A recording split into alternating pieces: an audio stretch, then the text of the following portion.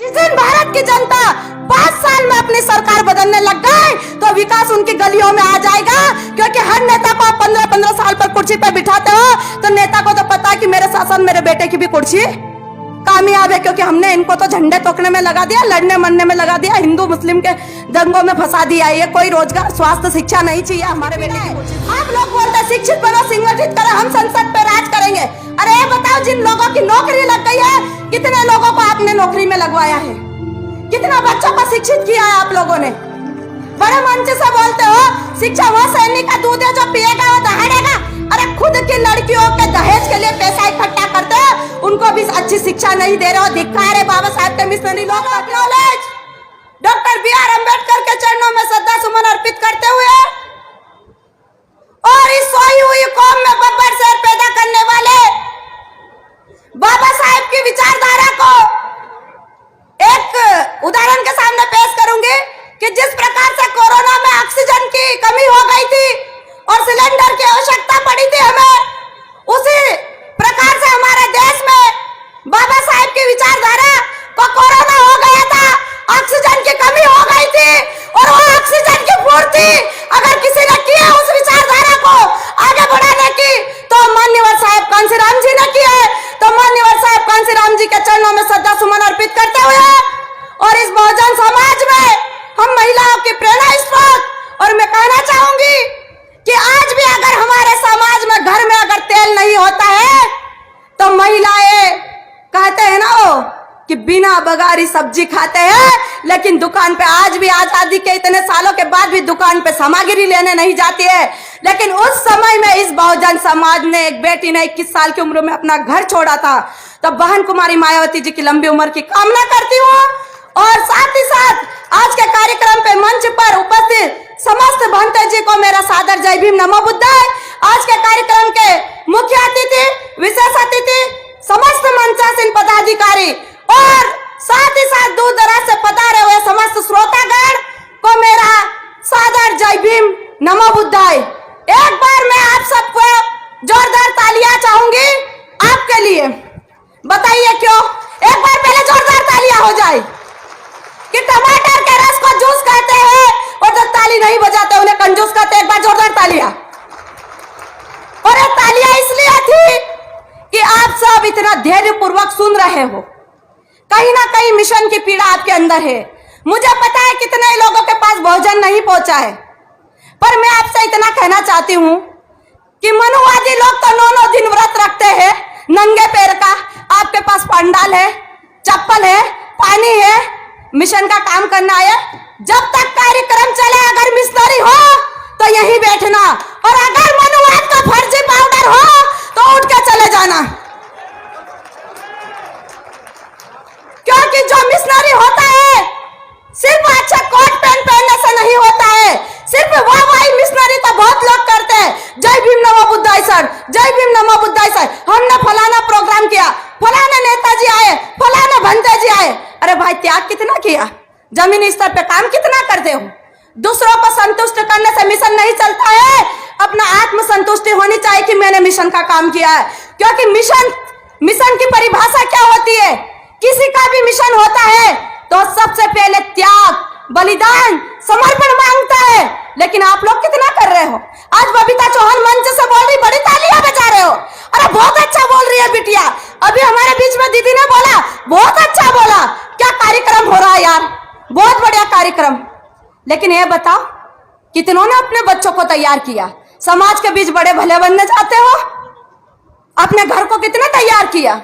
अगर जितने व्यक्ति यहाँ बैठे हैं ना, अगर उनके बच्चों को तैयार कर देते तो आज यहाँ पे 1000 बबीता तैयार मिलती आपको। बाबा साहेब की बातों को, उनके इतिहास को, बुद्ध के इतिहास को तो यूट्यूब पर भी देख लोगे, सुन लोगे, किताबों में पढ़ लोगे, लेकिन इस मिशन को आगे कैसे बढ़ाना उसकी सोचो। पीछे जो हुआ उसको भूलते जाओ, क्योंकि कहते हैं कि बीत गई सो बीत गई, तकदीर का शिकवा कौन करे? जो तीर कमान से निकल गया उस तीर का पीछा कौन करे? जो हो चुका उसको भूलो। मिशन बहुत पीछे जा रहा है। इस मिशन को माननीय साहब कांसीराम जी जैसे लोगों की बहुत आवश्यकता है।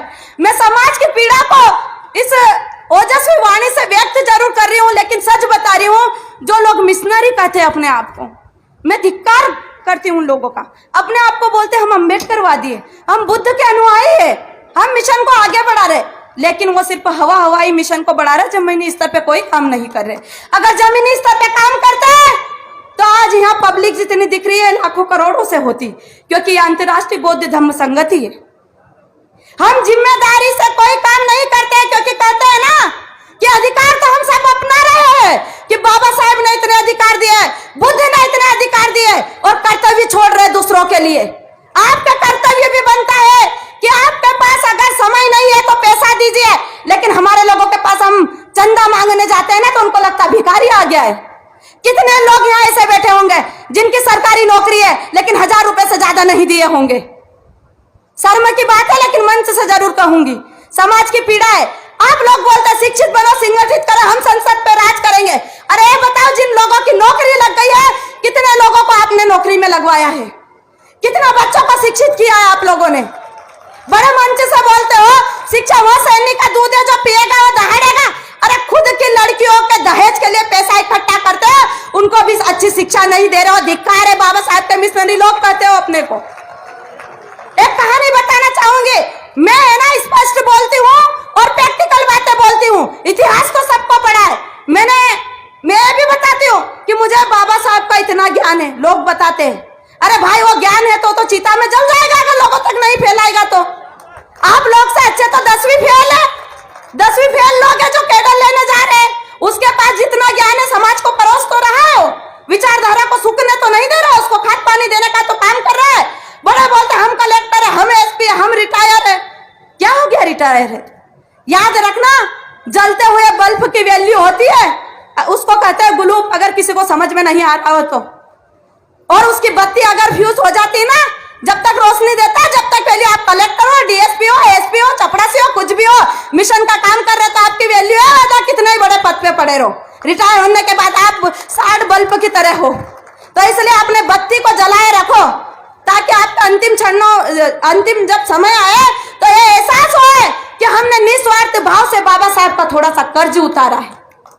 और जो लोग अपनी लड़कियों को नहीं पढ़ाते, जो युवा जिनकी सगाई हो जाती है, मैंने समाज में देखा है, वो अपनी जो उनकी वाइफ होती है उन पर बिल्कुल ध्यान नहीं देते। 10,000 15,000 का मोबाइल तो हर कोई देता है मेरे दोस्त, लड़की को बात करने के लिए, लेकिन SP, DSP, MP, PSC, PSC की कोचिंग के लिए उसकी फीस भर दो, उसका मोबाइल खुद ले आएगी वो। उसके लिए काम करो, क्योंकि अगर आप बाबा साहब का मिशन चला रहे हो तो शिक्षा पे जोर क्यों नहीं देते हो? एक छोटी सी कहानी मैं बताना चाहती हूँ, क्योंकि कुछ पढ़े लिखे लोग हैं जो अनपढ़ की गिनती में आते, जो अपनी बच्चियों को अच्छी शिक्षा नहीं दे रहे। फिर कहूंगी कि हर मिशनरी ने अपनी बच्चियों को शिक्षा देती है, और हर मिशनरी अपनी बच्चों को अच्छा पढ़ाता और मिशन वुमेन का भी थोड़ा सा ज्ञान देता, तो आज 1000 बबीता जरूर होती यहाँ पे। अभी जो दीदी बोल के गए उनके जैसे जरूर होते, लेकिन चंद लड़के आप देख सकते हो, इतने बनते जी हमारे पास, इतना पुरुष प्रधान समाज है, महिलाएं कितनी है मंच पे, गिनी चुनी। क्यों नहीं बाकी महिलाएं? क्योंकि वो कहते हैं, मेरे पापा एक बात कहते हैं मुझे कि हर कोई चाहता है कि उनके घर में, हर कोई चाहता है कि देश में अंबेडकर पैदा हो, माननीय कांशीराम जी पैदा हो, अरे भगत सिंह पैदा हो, लेकिन इशारा करते पड़ोसी के घर पे, हमारे घर पे नहीं पैदा होना चाहिए, घर बार छोड़ के चला जाएगा, हमारे घर पे नहीं होना चाहिए, हमारा तो लाड़का बच्चा है। तो एक कहानी सुनिए, मैं कम समय लूंगी लेकिन प्रैक्टिकल बात बता रही हूं। एक परिवार था, लड़की 12वीं पास करती है, 12वीं पास करती है, उसके मम्मी पापा भी जॉब में रहते हैं, आरक्षण की बदौलत वो भी नौकरी में चले जाते हैं, लेकिन कहते हैं कि लड़की को कॉलेज भेजा तो काला मुंह हो जाएगा, समाज में ऊंच नीच होए, भले पहले से काला मुंह हो उनका, और कहते हैं हमारा काला मुंह हो जाएगा।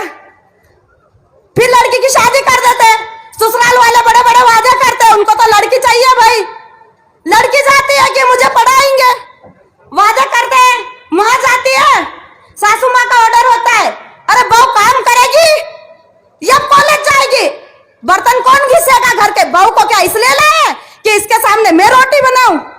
बेटा बोलता है मेरी माँ ने पढ़ाना है बंद कर दिया, आज से तो कॉलेज नहीं जाएगी। लड़की बोलती है मुझे जाना है, बोले नहीं जाना है तुझे कॉलेज, और कॉलेज जाएगी तलाक ले ले। लड़की डरती है क्योंकि माँ बाप भी सपोर्ट में नहीं, जिस माँ बाप ने उसको जन्म दिया, अगर वो माँ बाप उसके सपोर्ट में नहीं तो ससुराल वाले के सपोर्ट में रहेंगे? नहीं रहेंगे। टाइम समाप्त हो गया। जी सर ठीक है, तो कुछ पंक्तियों के माध्यम से मैं अपनी बात को विराम देती हूँ। अरे सर, समय की गरिमा का बहुत ध्यान होता है। मैं ये चीज इस वतन की मिट्टी से प्रेम करने वाले उस हर नागरिक को कहना चाहती हूँ कि कोई कहता है कि हिंदू खतरे में है, कोई कहता है कि मुसलमान खतरे में है, कोई कहता है कि हिंदू खतरे में है, कोई कहता है कि मुसलमान खतरे में है।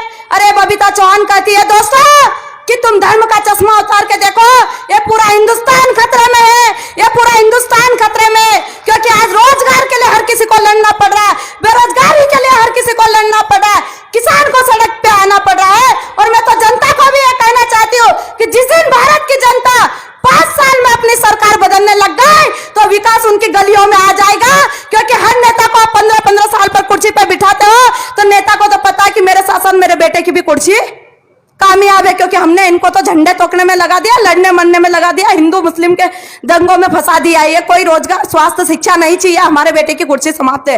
तो जनता को जो बाबा साहब ने हथियार दिया वोट डालने का, 5 साल में आप सरकार चेंज करते रहिए, आपका विकास आपके पास होगा।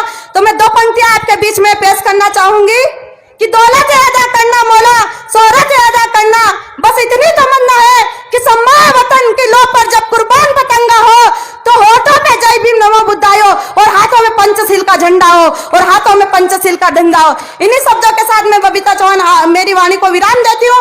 आप सभी श्रोतागण का बहुत बहुत धन्यवाद जो इतना ध्यानपूर्वक आपने सुना। एक बार हम नारे लगाएंगे।